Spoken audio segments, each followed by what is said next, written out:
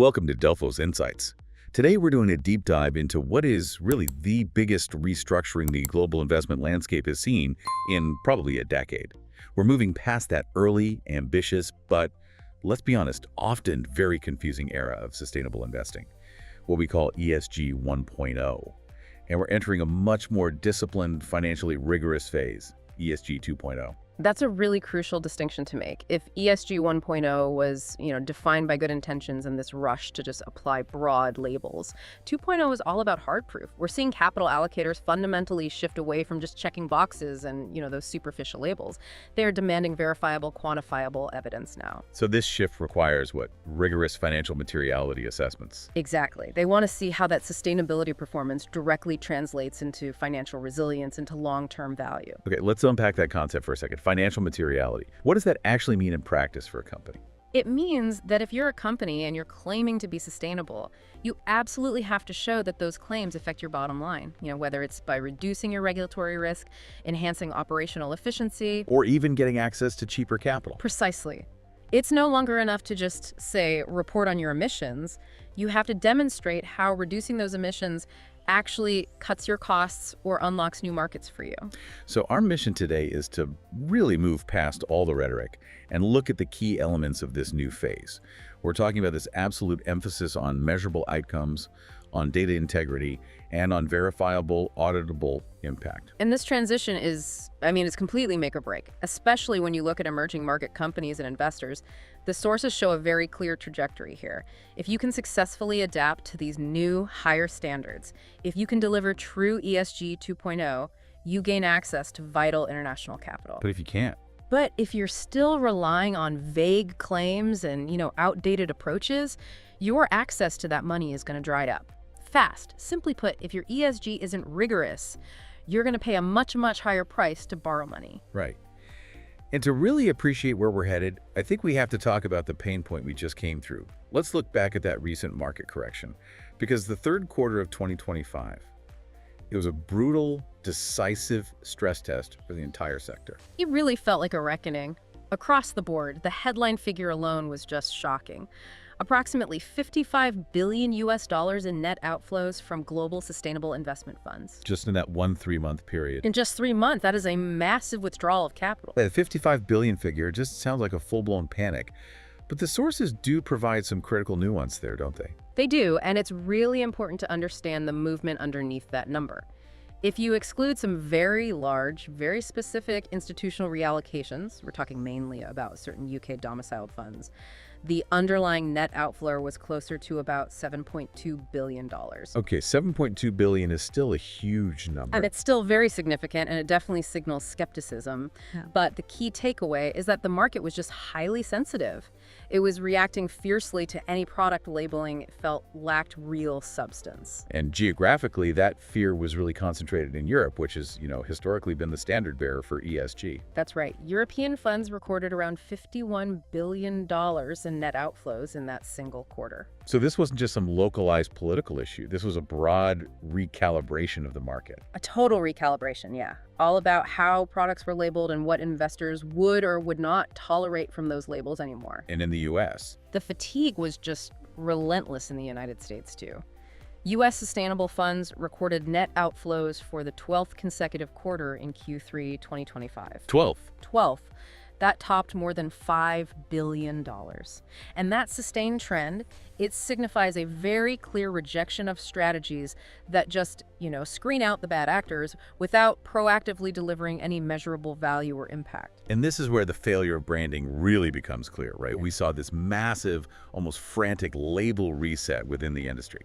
Asset managers literally started ripping the ESG name off their funds just to avoid the scrutiny. The panic is best seen in the rebranding data. The sources say that 335 funds went through a rebranding in just the first quarter of 2025. 335. And that more than doubled the rate we saw in the quarter just before it. That is the clearest evidence you can find that the era of attracting money with just good intentions and clever marketing has slammed shut. That surge just suggests investor patience completely ran out. It feels like the market was actively punishing any kind of ambiguity. It absolutely was. As the CEO of Delphos put it, the backlash against ESG represented not a rejection of sustainability itself, but rather a repudiation of vague claims and insufficient evidence. So the market decided to penalize that lack of transparency. Severely. If you couldn't stand up to scrutiny and prove your claims, the capital fled. And that realization is what brings us squarely to ESG 2.0, to focusing on what actually held up during all of this volatility. So if that was the widespread failure of weak labeling, where did the capital end up going? Let's shift our focus to the strategies that did show real resilience, the ones grounded in outcome-based sustainability. And what's so fascinating here is the stark divergence that emerged. You have financial market sentiment on one side and real industrial capital expenditure on the other. While all these asset managers were panicking and pulling money from labeled funds, the real economy, the industrial backbone of things, was actually speeding up its commitment to the transition. Hold on, this seems like a major disconnect. If the financial market was in a panic, why was the real economy spending twice as much on clean tech? Because that physical growth is driven by fundamentals. Things like economics, energy security, technological maturity, not just market sentiment. Projections show that global clean technology investments will reach $2.2 trillion in 2025. 2.2 trillion. And crucially, that figure is roughly double the capital that was allocated to fossil fuels. The physical infrastructure is already there. Global renewable power capacity hit about 4,448 gigawatts by the end of 2024. That growth is just undeniable. The transition is happening regardless of what label you slap on a mutual fund. And we see that flight to quality most clearly in the bond market, which, it inherently demands strict transparency because it's a contract. That is absolutely right. Cumulative global labeled bond issuance reached roughly $6.59 trillion as of September 2025. And within that enormous total, green bonds were the clear majority. They accounted for 60.7% of the total volume. So nearly 58% of total sustainable issuance in the first half of 2025. Exactly. That suggests massive confidence in green bonds, which of course require very precise reporting on where the money is going, that use of proceeds. Yeah. But isn't that discipline costly? Does this flight to quality mean that, say, smaller issuers who can't afford that level of reporting are now getting locked out? Well, that's the core challenge that ESG 2.0 has to address, which is standardization. But for now, that transparency is precisely why they're succeeding. Issuers of green bonds are obligated to report on how the proceeds are allocated and the resulting environmental outcomes. And that rigor, it appeals directly to institutional investors who are seeking assurance that their capital is driving actual decarbonization. And regulatory clarity just reinforces this confidence, it seems, especially in the EU. It did. The European Union's push for stricter disclosure standards, especially the requirements for funds that are designated as FDR Article 8, really paid off. And for anyone listening who might not be, deep in the weeds of EU regulation, what exactly did Article 8 funds require that built this confidence? So Article 8 funds are generally what you'd call light green. They require the fund to promote environmental or social characteristics as long as the companies they invest in follow good governance. The key is the level of disclosure. They have much stricter reporting obligations on how they meet those characteristics. And that rigor paid off. It attracted approximately 75 billion euros in net inflows in Q3 2025. A direct contrast to the outflows we saw in those broadly labeled funds. It just clearly demonstrates that structure and accountability don't scare capital away, they build trust. So, if 2.0 is defined by measurable outcomes and integrity, how do we translate those principles into practice? Especially in emerging markets, where governance and just data collection can be a huge challenge. This is exactly where we are seeing the most innovation. ESG 2.0 is fundamentally about embedding measurable impact, strong governance, and innovative financing right into the deal structure itself. It moves ESG from being this, burdensome compliance framework that's just tacked onto the side of a deal to being a core strategy for creating value.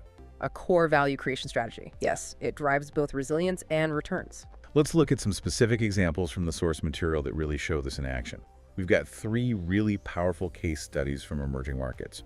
First up, banking the unbanked with Wave Mobile Money in West Africa. This was a critical transaction. A 90 million euro syndicated loan designed specifically to scale up financial inclusion across West Africa.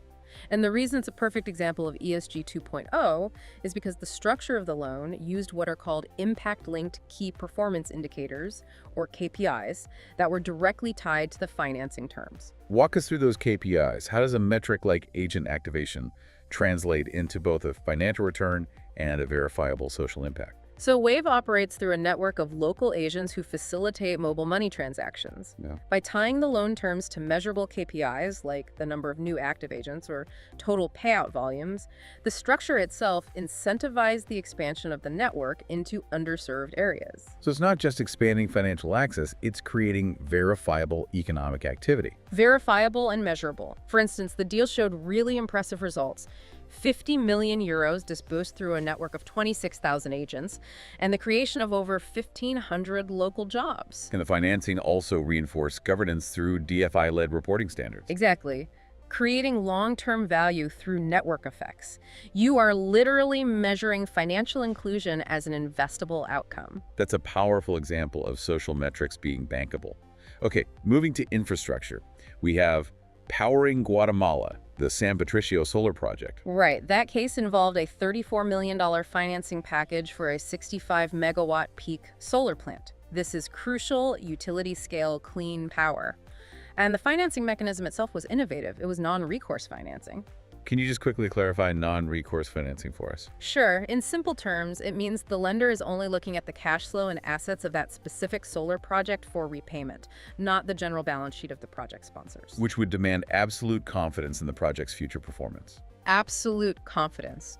And it means the sustainability KPIs have to be just as solid as the financial projections. And those were? The KPIs here were focused on quantifiable environmental and operational outcomes, specifically measurable CO2 reduction and contributions to grid stability.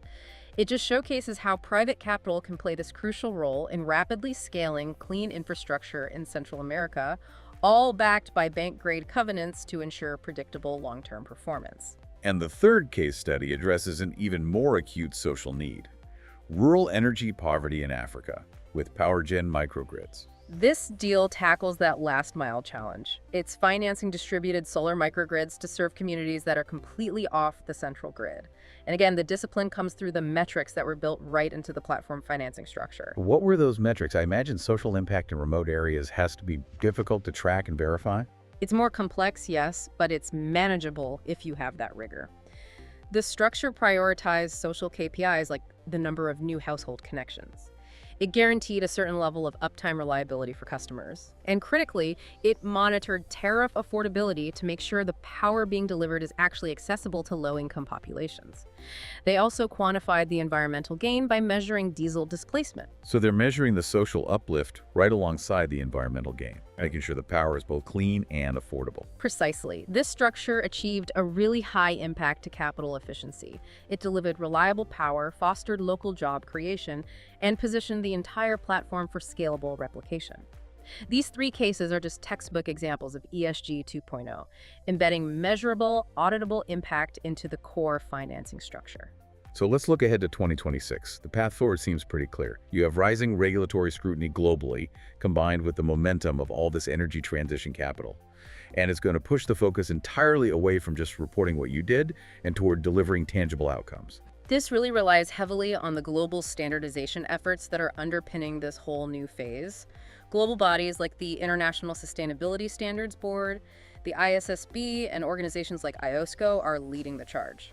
IOSCO has noted that inconsistent ESG disclosures actively hinder both comparability and reliability, which is why these globally aligned standards are becoming a necessity, not just a nice-to-have. And inside organizations, this means sustainability has to stop living in its own little compliance silo. It needs to be central to corporate strategy. Absolutely. Organizations have to strategically link their ESG initiatives directly to profitability, to competitive advantage.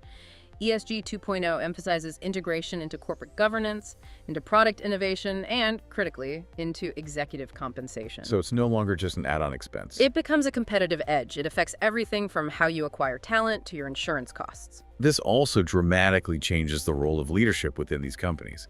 The sources indicate a pretty significant shift in who's leading these ESG efforts.